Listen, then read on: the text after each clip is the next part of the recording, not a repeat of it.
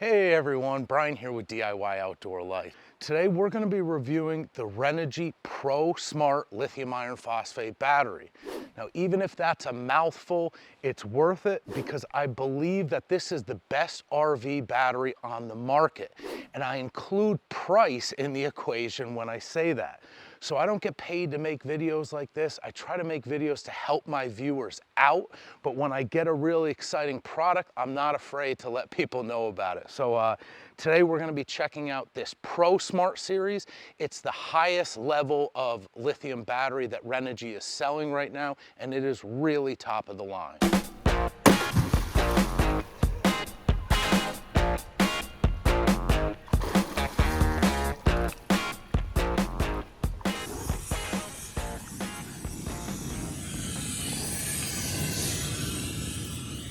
So why am I applying a propane blowtorch to this battery and submerging it in pond water? I even left it submerged for like 25 minutes. These are things that would destroy the majority of the batteries on the market.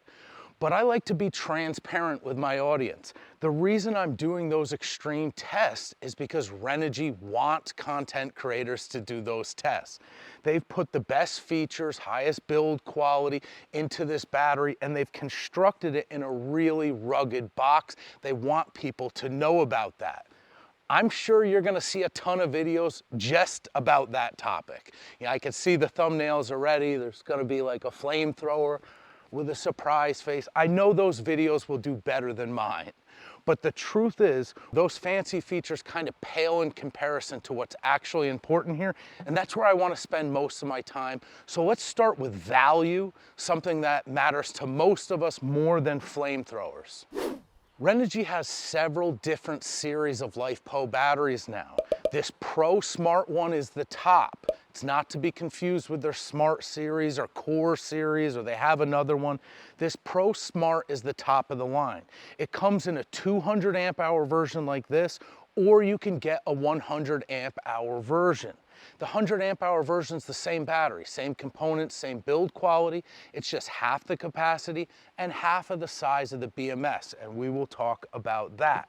What's exciting about this is they're offering this 200 amp hour version for like $950. They gave me an exclusive promo code. I don't know what the percentage is, but you can get this battery under $900 if you buy it through the link in my description. That's an incredible deal. If you look on Amazon right now and look at a top of the line LiFePO, go to a Battleborn, their plain Jane 100 amp hour version. It's an excellent battery, but it costs more than this 200 amp hour version. This is twice the capacity, twice the runtime. It has twice the charging and discharging capabilities through the BMS. They both have a rock solid cold temperature protection, a lot better than the discount batteries, but this battery has a built-in heater. It won't draw the capacity from this battery itself. When it gets cold, it'll take power from your solar panel, warm the cells up, and then allow you to charge it. This battery has a built-in Bluetooth monitor. It tells you the exact state of charge on your phone, current going in, current going out. It's a really good app, and it has a really good signal strength. It could take the place of a shunt if you just need to know what level your battery is at, but it also tells you cell voltage for advanced users so you can see how the battery gets balanced. Whether you are a beginner or an advanced user, they are setting up a battery that can handle some advanced stuff for our RVs. It's gonna come in handy for a lot of people, but they're selling it for less money than those batteries that are also considered top of the line. It's a pretty good deal. So moving from value to capacity. I told you this is the 200 amp hour version, and you can also get the cheaper version that's half the size. This battery should come out to around 2,500 watt hours, about 2,560 to be exact. That's an enormous capacity. That's the runtime that you would get off 4 100 amp hour lead acid batteries. I'll put the size and the weight on the screen. There's absolutely no comparison if you're comparing this against lead acid, but it stacks up really well against other LiFePO batteries as well. Now, 2,500 watt hours is a lot. My square drop camper uses about 250 watt hours a day. That means this battery could give me 10 days of what we call autonomy time. This could run the camper for 10 days with no solar, no wall charging whatsoever. Now, based on my usage, that's an awful lot of runtime. We used to tell people when we were sizing systems to try to size for 3 days of autonomy time. With some good solar, you can usually stay out as long as you want if you have 3 days of autonomy time. But you can't park underneath a tree like this. You're gonna have your camper or your portable solar out where the sun is shining and hope for good weather to get those continued results. 10 days of autonomy time? The reason we didn't go beyond 3 was because the battery would be too big, too heavy, or cost prohibitive. That's why we dialed it down to 3. This battery is smaller, lighter, and cheaper than what I used to have to spend 3 years ago for 3 days of autonomy time. So absolutely, I'm gonna take advantage of that 10-day runtime.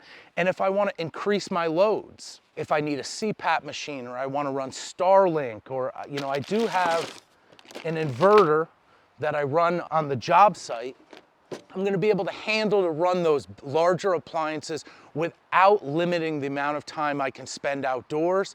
Even with a modest amount of solar, this battery will take this camper 100% off-grid for the way that I use it.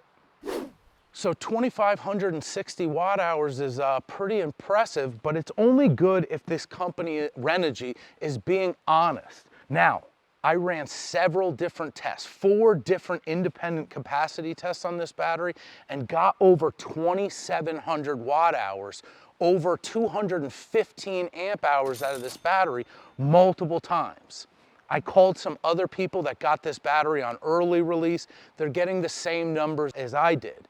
Now, the 100 amp hour version was getting over 105 amp hours out of it. Why are they packing extra capacity in this battery and not telling you about it, or not advertising that it has that capacity? For one, with their Pro Series, they want to under-promise and over-deliver. They know content creators are going to run these tests and share the results. Gone are the days of having to say, well, this battery got 95% of what they said you would. That's pretty good. Now I can tell you it's getting over 100% of what they promised you would get. They know that sells batteries, and it works. I'm excited. I like it. So this battery is over-delivering on capacity. Let's take a minute to talk about what that current rating means on the BMS, because that's going to matter to a lot of people as well. So this battery has a 200 amp BMS, a battery management system. The 100 amp hour version has a 100 amp BMS. That means that you can put 200 amps into this battery in the form of a charge, or take 200 amps out of this battery using like a large device like an inverter continuously before the battery will shut itself down for safety. That's a huge number. I always try to stay way under that on the charge side, but in this case, it's kind of excessive. If I use a 30 amp charge controller for solar with 400 watts of solar and max it out, and I run the wall charger that's 30 amps as well on this camper, that's 60 amps of charge going into this battery, just over 25% of its capability. Even if I buy an expensive inverter charger for like a cabin setup or a bigger camper, they put in 80 to 120 amps into this battery. You're not really even going to stress it. That's an incredible capability. It's probably excessive. But what about on the discharge side? The discharge side is when we connect something like a load to this battery. I have this Bouge RV 3000 watt pure sine wave inverter. I really like this thing. You hook it up with the cables and you can run huge appliances with 110, like your outlets at home, off of a battery. With a 100 amp BMS, you're gonna hit a limit around 1200 to 1300 watts, and the battery's gonna shut that down. So some of those appliances, like some big tea kettles, or some of the things that you might use around camp, like an induction cooktop, are 1500 watt items.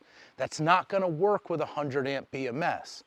With the 200 amp BMS, you're gonna get over 2,500 watts of output if you want. And let me tell you, just like the capacity, this thing way over delivered. I took my inverter out to the barn. I ran my table saw, my chop saw. I put them under loads. I turned them on at the exact same time to see if the inrush current would trip this battery, and it did not. So, you know, like I said, just with the capacity, this thing is an absolute monster. It can handle unbelievable charges, and it can run some major appliances. If you have an inverter on your camper, that'll come in handy. For others, it might be excessive as well. So I hope you guys are still tuning into this. I know there's a lot to cover on this battery, and I'm trying to move through it quickly. But when we talk about the battery management system with some of the safety features that are built into that, this battery has rock solid cold temperature protection. Most of the people who watch this channel know that lithium iron phosphate batteries or other lithium ion batteries will become damaged if you try to charge them below freezing, whether it's in your garage or you're on a winter camping trip. Your good lithium batteries have a temperature sensor that stops that from happening, lets you use the battery, but it won't accept a charge. But a lot of the discount batteries that I'm working with, they have one single little dinky cold temperature protection. The content creator cuts the box open, sticks it in ice and says, wow, it works. What I'm seeing from the repair side on these batteries is after a year of bouncing down the road, it's not uncommon for me to find those sensors no longer working. I took this battery, like I would those batteries, and I place it in the freezer. The app will actually tell me what temp the battery is, but I use separate temperature probes as well. I try to apply a charge to it, and this battery will stop that charge. Some of the cheaper batteries don't do that. We can go into that with another video. But what's unique about this battery is that it'll automatically activate its heater. So you can still use the battery, there's no buttons to push, everything is automatic. But when I apply a charge to the battery, this is a 20 amp lithium battery charger. I'll throw this in the description as well. Renogy came out with this, there's no settings. It's designed specifically for lithium iron phosphate batteries, so you just clamp it on and go, it's fused, it's really nice. It diverts that current to the heater, warms itself up, and then allows you to take a charge. This is a huge feature, and it actually works. There's multiple cold temperature sensors here. They're really robust. It's like a SOK or a Battleborn, but that added heated feature is really nice. I did a long road trip in the winter, and I could not get charge into my LiFePO battery. I had a top of the line battery. I had to take it out of the camper, bring it inside, warm it up, and then apply it to a charger. That was annoying. At this price, it's unbelievable to me that they're including that charger. So, the last feature to cover, guys, is the Bluetooth monitor. I probably should have covered this first because it's really cool.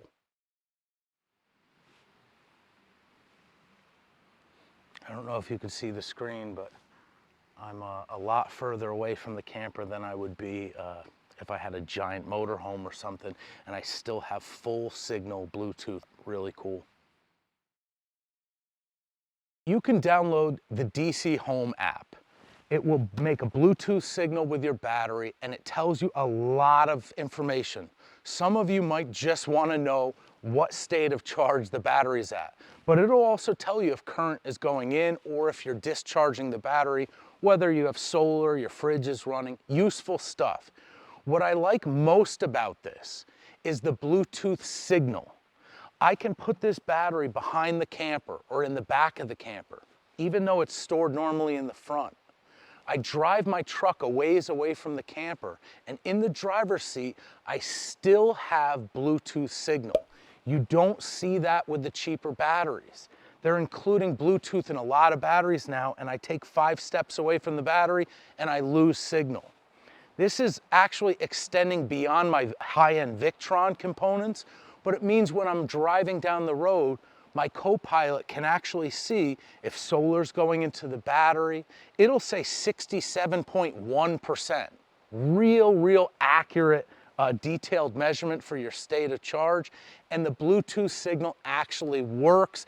It works 2 or 3 times as far as some of the other Bluetooth batteries that I have, and that's actually a real world applicable thing that's very, very helpful. So 2 thumbs up with the Bluetooth signal. So folks, thank you for sticking with the video. I hope you use the link in the description if you want to save some money. But to wrap this up, professional level battery. It's got a corrugated case that can accept impacts and it's vibration dampening. Even though it's serviceable, meaning I don't have to cut this battery in half to get inside, you can unscrew it. It's got 2 gaskets that maintains a high IP rating. They went crazy and used a UL rating fire resistant case so that if you apply a blowtorch to it for some reason, you will ruin the case on your battery, but the flames don't spread and combust the battery like they would with plastic or ABS. So why not? You might as well throw in a feature like that. But the bare bone metrics here are off the chart. They delivered more than what they advertised, and they advertised a whole lot for what they're charging for this battery. Ask me any questions if you have them. I appreciate you watching this one. I will see you guys next time.